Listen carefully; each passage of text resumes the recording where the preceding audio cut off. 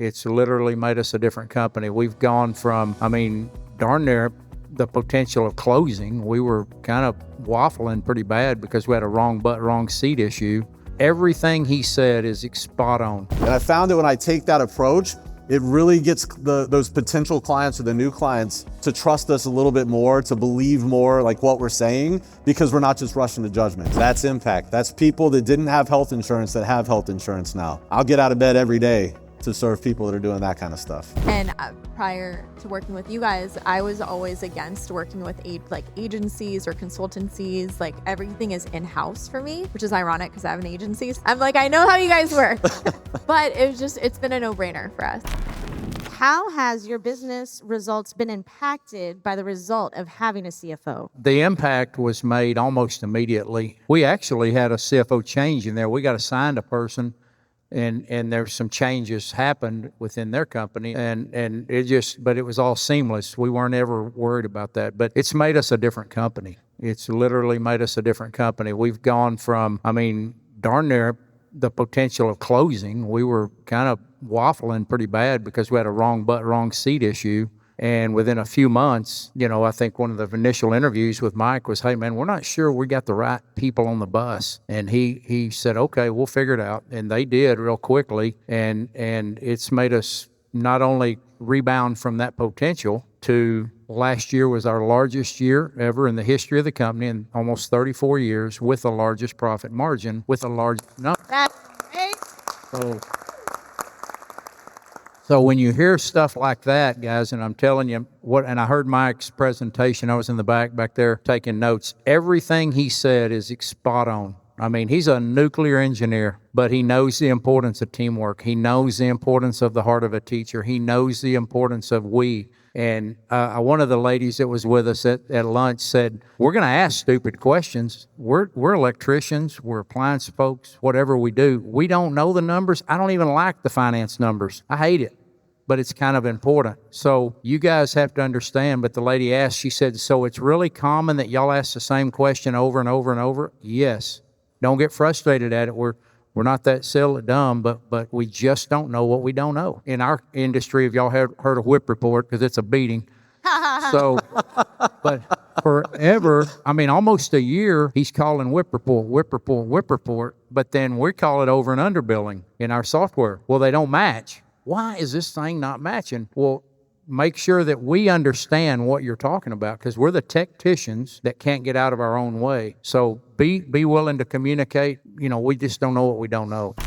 I know how hard it can be to build a fractional CFO firm. We spend our entire careers learning the technical side of things, but not enough people talk about how to build a business around it. The work is hard, and I know that it can get lonely, and if we're not careful, we can end up losing our passion for the work, and ultimately we just burn out. For me, I realized that I needed 3 things in order to get my fractional CFO firm to the next level. I needed next level training from somebody who had been there and done that before to show me how to get my firm off the ground and how to scale it up. I needed to be around a community of other fractional CFOs that shared my energy and passion for the work. And third, every so often, I just needed a jolt of energy, a fresh spark to reignite my own passion for building a fractional CFO firm. If you're looking for that next level training, the amazing community, and that jolt of energy to get your fractional CFO firm unstuck and on a new trajectory, then I'd like to invite you to join our industry's only conference in the world, the 2025 CFO Accelerator Live, happening in Orlando, Florida, May 21st through 23rd, 2025. Over 3 days, you'll hear from me and some of the other most successful fractional CFO firm owners as we share the lessons that we've learned in building and scaling firms. You'll get to network and collaborate with hundreds of other fractional CFOs from all over the world, firm owners that serve every niche you can think of and with every type of firm business model you can imagine. You'll walk away from our 3 days together with a renewed passion and excitement to get you back to your office and start scaling your firm and your impact. Click the link below to grab your tickets. And here's my promise. The price shown in that link is the absolute lowest price we're gonna offer. If you wait, you will pay more. So grab your tickets today and join me in Orlando, Florida, May 21st through 23rd for the CFO Accelerator Live. If you have any questions, just text LIVE to 1-469-515-8087. I cannot wait to see you in May, my friend. And one of the things I'll point out there that I see as an opportunity a lot of times, when we get on a sales call or we get a new client, a lot of times you'll see, they'll say, hey, I don't think my bookkeeper is the right person, or I don't think my accountant's doing a good job. I don't think my tax person's doing a good job. One of the things that I found that will really build trust quickly in those situations is if you make sure to not rush to judgment until you have all the facts. Because a lot of times we want to look like the hero and we'll get her out of there if she's not doing a good job. I like to approach it with like, hey, let us come in and just take a look and evaluate. Let us look at the books and the tax returns and those kind of things. And we'll make a recommendation really quick. We'll see, is this something that we can kind of work with them and kind of coach them up to get them there? Or is this just a person that, maybe the company has outgrown their competency and we need to make a change? And I found that when I take that approach, it really gets those potential clients or the new clients to trust us a little bit more, to believe more like what we're saying, because we're not just rushing to judgment. So if you get those like on a sales call, I get them on sales calls half the time. Right? I don't think this person's cut out for it. I don't know. Let me give me a chance during onboarding to dive into that, and we'll do a really unbiased assessment to see if they are the right person, or maybe it's time to make a change in one of those roles. It'll very quickly build your trust and credibility with a new client. I think a lot of the things is just that we learn what the numbers meant, what levers to pull to make the things work. Like Jared was saying, we also went through a change with our accountant. They just simply weren't doing what we needed, and ultimately we made a change with it. As far as other things, we've been able to hire more technicians, so we're putting more guys into a job that didn't have jobs before. Prior to working with these guys, we had no benefits because we just had no cash, and now we've got insurance company-wide for everybody. We've got 401ks for everybody, and I just can't say enough of how it's transformed our entire company. So thanks to you guys. That's impact. That's people that didn't have health insurance that have health insurance now. I'll get out of bed every day to serve people that are doing that kind of stuff. I think what's been really big for us is the safety piece, because I think prior to working with KFE, I was always just overly safe with our spending because I just didn't have visibility.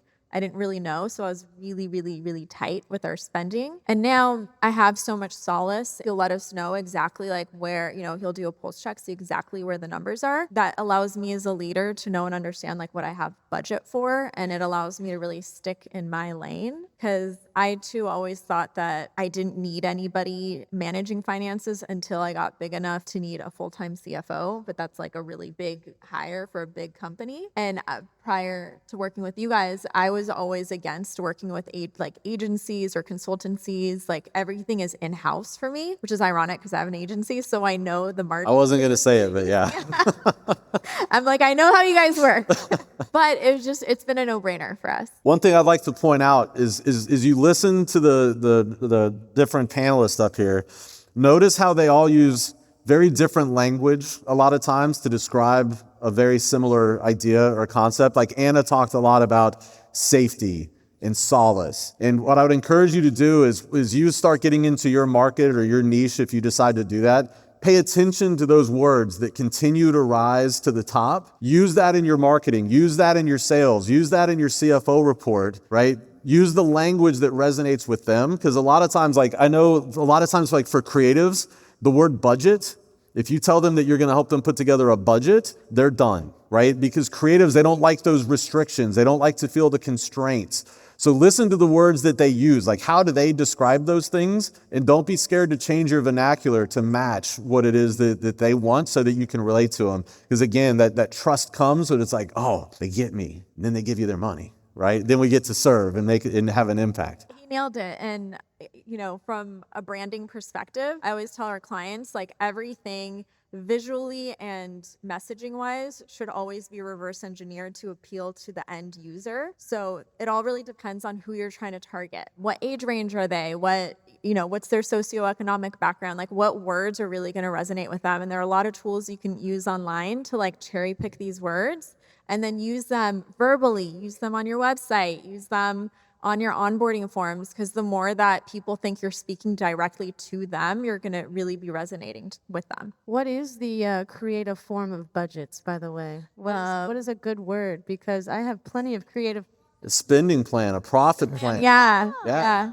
Treat you know? yourself plan. Treat yourself. All right. I need to sign up with the CFOs. That's But look, everybody's kind of giggling, but in all seriousness, if I went to Scott and I said, we've got a profit plan for you guys, he's going to roll his eyes and walk the other way, But I tell Anna, we've got a profit plan for her. She lights up. That's exciting to her, right? So it's not that one's right or wrong or better or worse than the other. You've just got to know who your people are and make sure you're speaking to them. That's one of I know a lot of people scoff at the whole niching down thing, right? Like we're all too good to niche down and we're limiting ourselves and all of these things. But you can start to catch these nuances, right? And even though the market is smaller, you rise to the top as the one that gets them, Yeah, right? I think the niching down, especially in your guys' field, is really important because that was one of the reasons why I worked with you, because you understand businesses like me. And for me, anytime I shop around with anybody to work with, I need to know that they understand my unique business model.